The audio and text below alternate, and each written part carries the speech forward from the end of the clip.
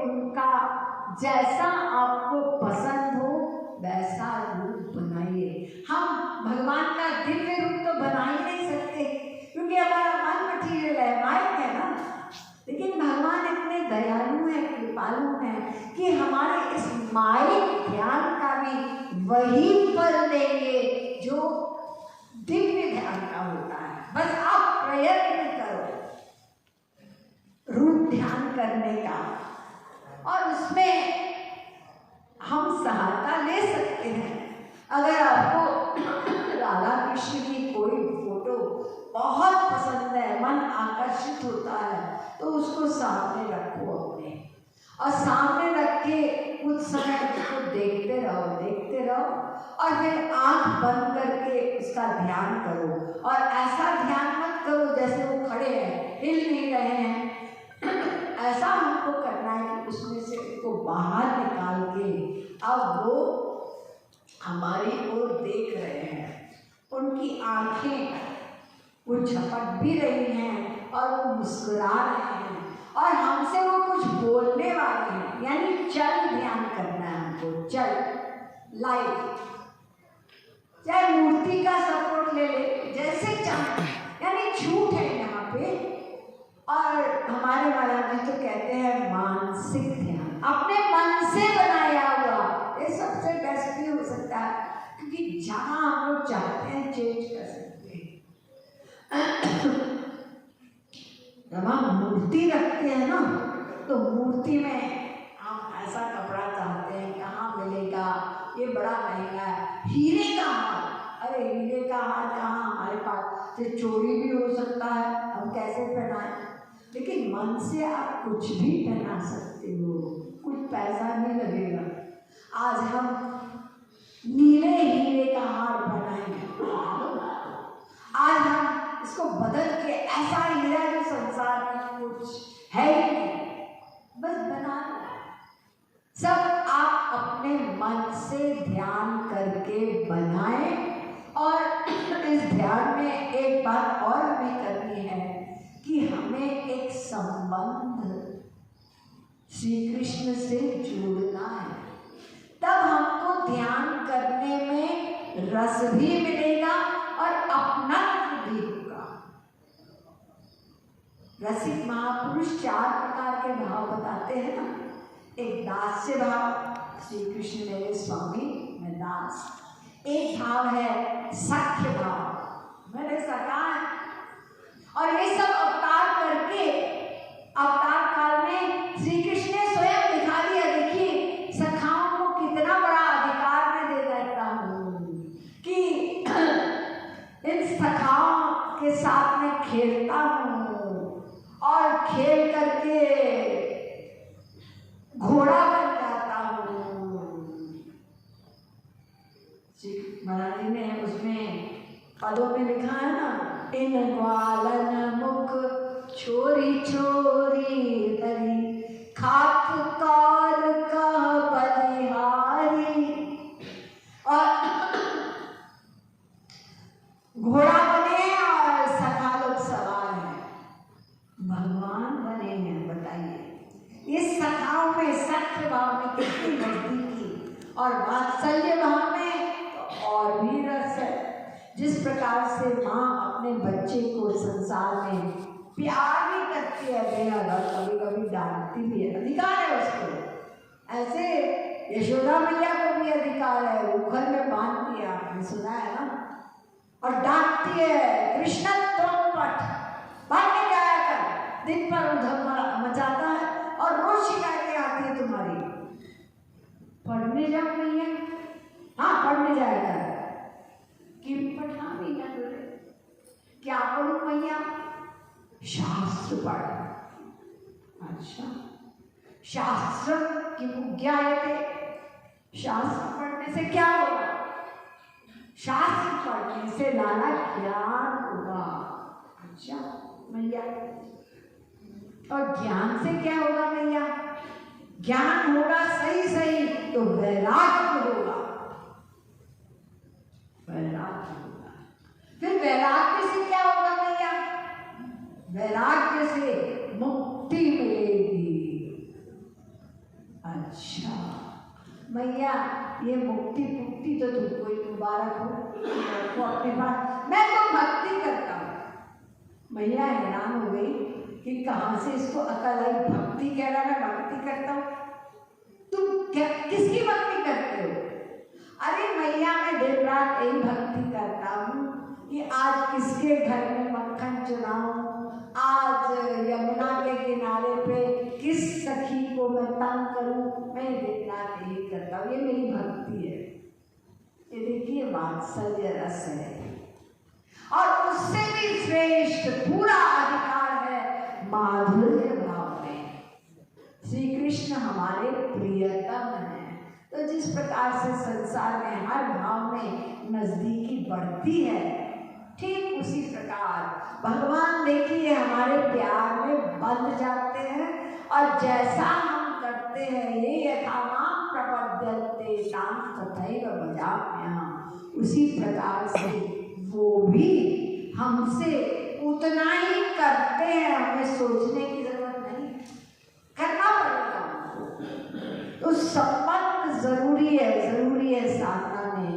जिस संबंध में सबका अलग अलग अपना पिछले जन्मों का संस्कार होता है, या इस जन्म में जो संत महापुरुष मिला उस हिसाब से वो अपना भगवान से नाता उस साधना में स्मरण करते हुए परिपक्व करने का प्रयत्न करता है। तो तभी ध्यान में हमको अच्छा लगने लगेगा, नहीं तो वो भगवान है, कहीं के भगवान है, और वो हम गलत काम करेंगे दंड देंगे, अच्छा काम करेंगे तो हमको रिवॉर्ड देंगे, वो तो दूरी हो गई ना।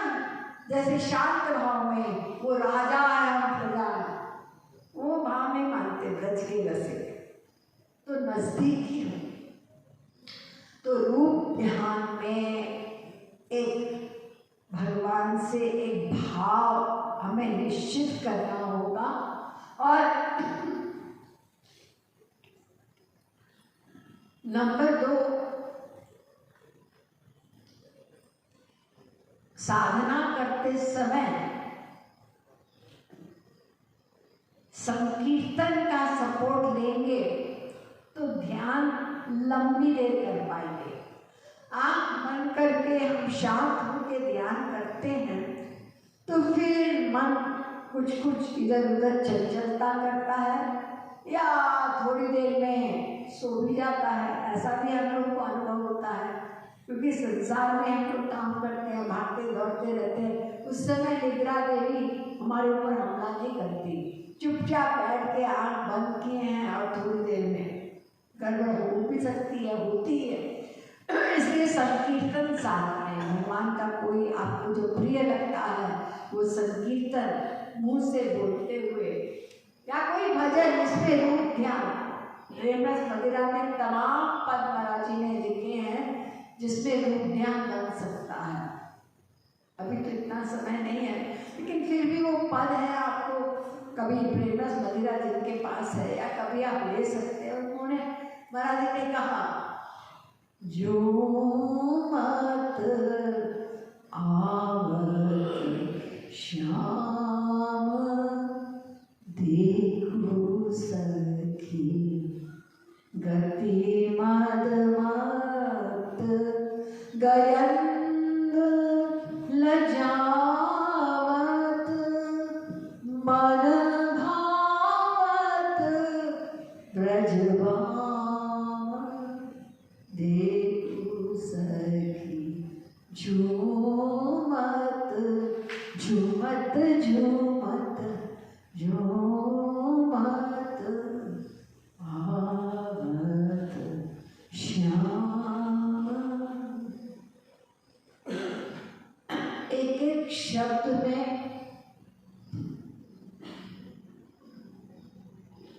ये साधारण शब्द नहीं है, महापुरुष की वाणी बनाई हुई रचनाएं ये अलौकिक होती हैं। जब उनका हम अवलंब लेते हैं तो बहुत जल्दी उस प्रकार का हमारा भाव बनने लगता है। वाकई में हमारे श्याम सुंदर यानी हाथी की चाल होती है ना, बड़े आराम से मस्ती से चलता है हाथी, उसी तरह की मस्ती से ठाकुर जी चले आ रहे हैं। और गोपियां द्वार पर खड़ी होके कृतार्थ हो रही है, उनका दर्शन करके विभोर हो रही है। पूरा पद है, यानी इसका अवलंब लेके रूप ध्यान करेंगे तो रूप ध्यान हमारा कुछ कुछ बनने लगेगा। हम निराश नहीं बना, हम तो 100 बार कोशिश की, अरे कोई बात नहीं है, होगा होगा होगा। क्योंकि सबसे इम्पोर्टेंट भी और सबसे कठिन साधना है रूप ध्यान। राधे राधे मुंह से करना आसान है, हाथ से पूजा करना आसान है, ये इस मन को लगाए ध्यान में, ये सबसे बड़ी साधना है और ये करनी पड़ेगी रूप ध्यान वाली साधना। हाँ, तो और क्या नियम है? बहिरंग नियम कोई भी ज्यादा नहीं है। एकांत का कोई स्थान ले। हम ड्राइंग रूम में बैठ जाएंगे जहाँ पर चौपा हो रही है, कहीं टीवी भी चल रही है, बच्चे भी हैं, तो कहाँ ध्यान केंद्रित नहीं होगा। जहाँ पे आपको घर में एकांत का समय और जगह मिलती है वो चुने, और घर में नहीं मिल रही है जाके पार्क में बैठ जाओ। एकांत हो, क्योंकि मन बड़ा चंचल है ना, उसको डिस्ट्रैक्शन कम से कम मिलेगी तो ध्यान बनेगा। नंबर 2,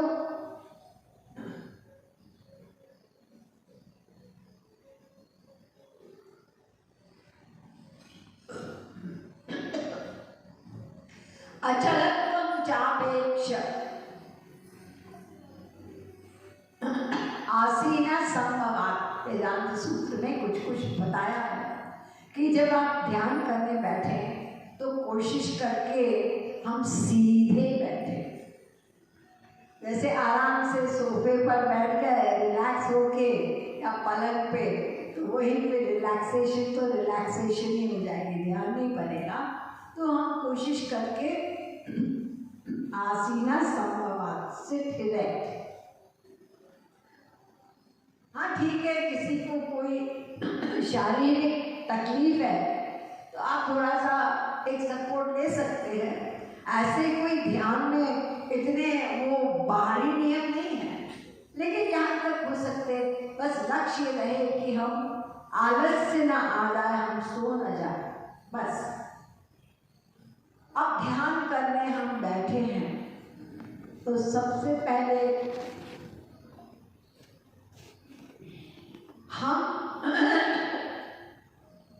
हम ये शरीर तो नहीं है, असली मैं जो आत्मा है, श्री कृष्ण का दास है, तो हम अपने आप को इस माइक शरीर से, मन से, हम उसमें से निकलें और अपने लिए एक भाव देह बनाए।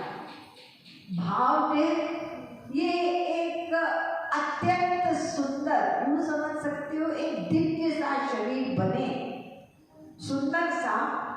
और उस समय हम अपने आप को, ये जो संसार में हमारा नाम है ना, रमेश, दिनेश, सुरेश, ये सब नाम सब भूल जाइए।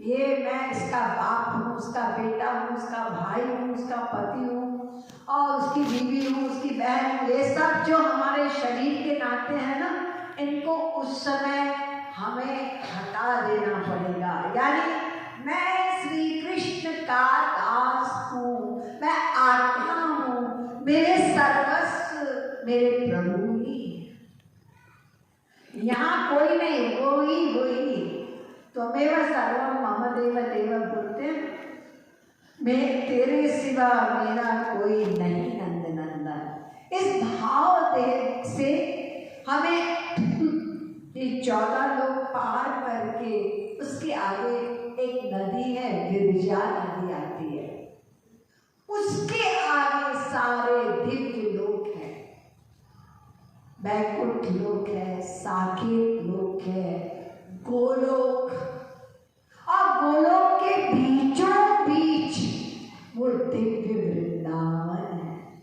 हमने तो लक्ष्य मान लिया अपना, हम अपना लक्ष्य आकाश वही दिव्य वृंदावन बना रखा है।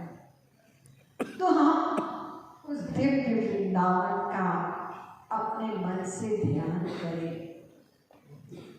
वो दिव्य वृंदावन, वहाँ कोई भी चीज मटेरियल नहीं है। पृथ्वी भी श्री कृष्ण है, वहाँ पर आकाश भी श्री कृष्ण, वहाँ के पेड़ पौधे, हर चीज दिव्य है, श्री कृष्णमय। तो उस दिव्य धाम में हम पहुँचे हैं और हम वहाँ के उन सुगंधित पुष्पों का, ऐसे ऐसे वहाँ पर सुंदर सुंदर फूल हैं और उनकी सुगंध ऐसी है जैसे हमने कभी संसार में, यहाँ पे किसी चीज़ में खुशबू होती है, विभोर होते हैं, उससे अनंत गुना सुंदरता और सुगंध वो दिव्य पुष्पों में उस श्री वृंदावन में है। और वहाँ पर वो दिव्य यमुना नदी भी बह रही है। वो देखिए, वो कदम का पेड़ है और हमने सुना है कि हमारे श्री कृष्ण अपने उस त्रिभंगी रूप में मुरली बजाते हैं। आप खड़े हैं और आपकी निगाह उस कदम पेड़ की ओर है। अभी आते होंगे, अभी आए नहीं, आएंगे, अवश्य आएंगे। और इतने में आप देखते हैं दूर से एक दिव्य प्रकाश जैसे आपकी ओर आ रहा है और धीरे धीरे वो श्री कृष्ण की आपको मस्तानी चाल दिखाई पड़ रही है। आ रहे हैं प्रभु। अंदर से आपका हृदय भाव विभोर होके उछल रहा है और अब व्याकुलता बढ़ रही है, आंखों से आंसू बह रहे हैं और एकदम पास आ गए श्री कृष्ण और कदम के पेड़ की ओर नहीं गए, आपकी ओर और आपकी ओर आके अपने आंखों में अनंत प्यार भरकर और अपने मुखारविंद से उनके दिव्य शब्द हैं, तू मेरा ही है। और ऐसा कहकर हम उनके चरणों के स्पर्श के लिए झुकने जा रहे हैं और श्री कृष्ण ने अपनी भुजाओं में हमको चिपटा लिया है। ऐसा स्पर्श अनंत जन्म हो गया, हमने कितनों को चिपटाया, कभी ऐसी अनुभूति हुई नहीं। हमारे हृदय में वो प्रेम की जो व्याकुलता, जो धधकती हुई आग थी, वो आज शांत हुई। तो हमारे आंसू वो निरंतर बह रहे हैं और हमारे मुंह में कोई शब्द ही नहीं, वो आनंद श्री कृष्ण के आलिंगन का अनंत जन्म जिसको हम खोज रहे थे। इतने में आपका ध्यान खुल जाता है। अरे वो तो ध्यान मैंने देखा, कहाँ गए? अब आप व्याकुल हो गए कि ये ध्यान में मुझे इतना आनंद मिला, तो प्रत्यक्ष रूप से कब श्री कृष्ण मिलेंगे? ये विरह का ध्यान। अभी हमने मिलन का ध्यान संक्षेप में सुना, तो उसके आगे विरह इम्पोर्टेंट है, क्योंकि व्याकुलता, ये करुण क्रंदन, इसी को महाराज जी ने साधना बताई है। हर प्रवचन के एंड में बस यही कहा, बड़े बड़े महाराज जी ने पांडित्य के प्रवचन, श्री कृष्ण कौन, राधा रानी कौन, गंभीरता से उन्होंने समझाया वेदों शास्त्रों में ले जाकर, और एंड में क्या,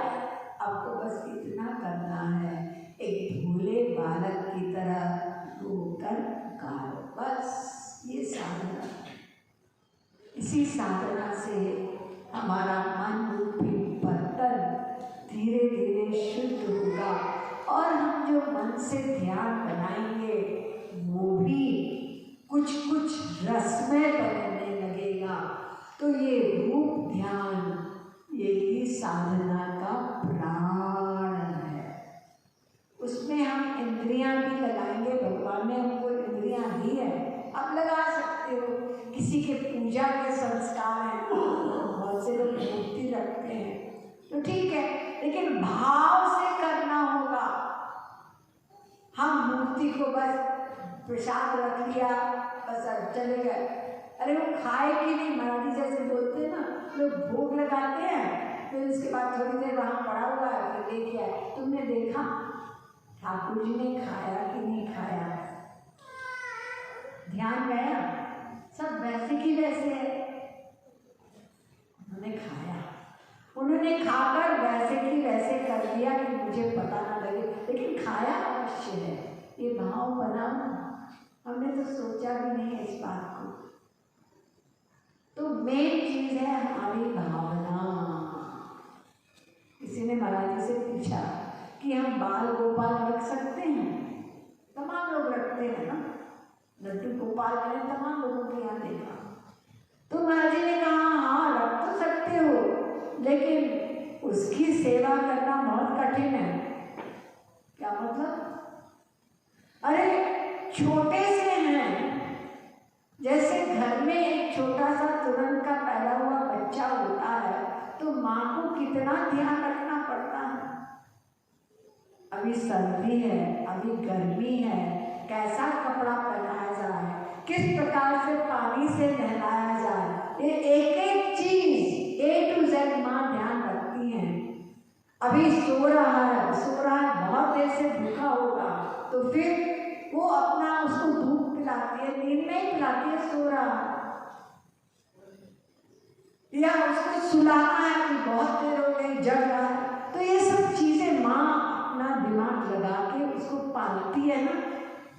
अब उस बच्चे को पालना इजी है, क्योंकि बच्चे को भूख लगती है तो क्या करता है? रो लेता है, नींद आती है रो देता है। लेकिन आपके लाला रोएंगे नहीं। आपको स्वयं सोचना पड़ेगा कि अब हमें क्या करना है। इतनी देर हो गई, हम तो अपने काम में बिजी रहे और हमने उनको खाने तक को नहीं दिया। आज उनकी क्या इच्छा होगी खिलाने की? देखिए ये सब बातें हम नहीं सोचते, लेकिन ये है क्या, अगर हम करते हैं तो फिर ये सब हमको ध्यान रखना पड़ेगा। बहुत से लोगों ने इस प्रकार से भाव से मूर्ति पूजा करके अपने श्री कृष्ण को साक्षात पाया है, लेकिन वो भाव नहीं होना चाहिए, इम्पोर्टेंट है। और वो आज के कलयुग में इन्हें गिने लोग कर पाते हैं, सबकी लाइफ इतनी व्यस्त है। तो इसलिए महाराज जी ने हमेशा मानसिक उस पर जोर दिया। अपने मन से बना तो फिर उसमें कोई ये सब नियम नहीं होंगे, लेकिन आपको रूप ध्यान करना होगा और उसमें सब छूट है आपके पास। तो आप मन से रूप ध्यान करिए, जैसा चाहे रूप बनाइए, जैसा चाहे आप श्रृंगार कीजिए, कोई नियम नहीं है। और प्रमुख बात है ध्यान करने में, संकीर्तन करते हुए हम रोकर के पुकारें। तो ध्यान का समय ऐसा हो जिसमें आपको डिस्टर्बेंस न हो, लेकिन उसके बाद ऐसा नहीं करना है कि हो गया हमारा काम हो गया ना। उसके बाद भी चलते फिरते अपना काम करते हुए अपना लक्ष्य याद रखें। हमारा लक्ष्य ये मानव देह में श्री कृष्ण प्रेम प्राप्ति है, उसको ना भूलें। वो हमारे साथ हैं, वो हमको देख रहे हैं। तो थोड़ी देर के लिए हमने कह दिया, ऐसा नहीं होगा। उस मूड को या उस भाव को बाकी समय भी हमको रखना है अपने अंदर, काम करते हुए, चलते फिरते संसार में भी, तभी हम आगे बढ़ेंगे। तो ऐसा करते करते हम अपने लक्ष्य को अवश्य ही प्राप्त करेंगे। और एक प्रश्न और है जो लोग अक्सर पूछते हैं कि रूप ध्यान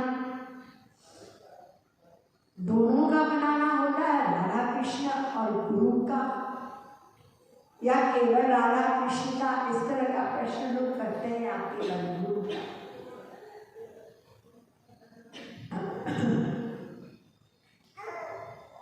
आप दोनों को साथ में रख के ध्यान कर सकते हैं।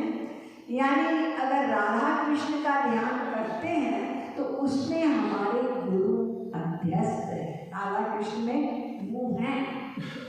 और अगर हम गुरु का, हमको तो आसान होता है गुरु का करना क्योंकि देखा है उनको और उनका स्वरूप तमाम प्रकार से हमारे सामने आता है, तो आप कर सकते हो।